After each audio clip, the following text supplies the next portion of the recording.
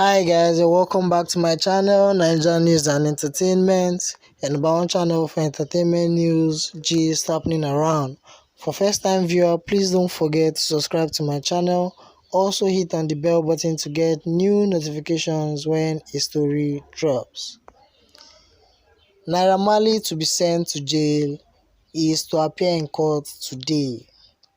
On May 10, 2019, popular singer and songwriter Azeez Fashola, also known as Naira Marley, was arrested alongside 4 other people, including popular rapper Omoniyi Temidayo Raphael, also known as Zlatan Ibile, and 2 others.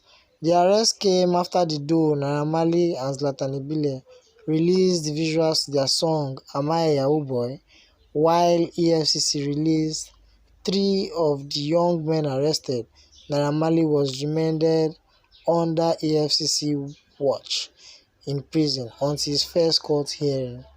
The singer was arraigned May 20, 2019 and was charged with 11 counts of conspiracy, possession of counterfeit card, fraud, and etc. He was eventually granted bail in the sum of 2 million naira and 2 sureties, while his court hearing was adjourned till October 22nd, 23rd, and 24th. For accelerated hearing, the second hearing in Sompom also resulted in another adjournment dated February 27, 2020. The singer and songwriter dropped a couple of hit songs on the wings of the new heights of popularity he had gained due to his arrest.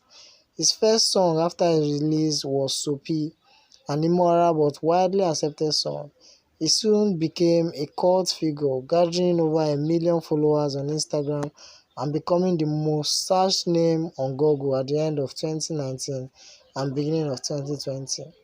Unfortunately, the privileges he enjoys as a music star and grand celebrity may be cut short if he is found guilty by the court today.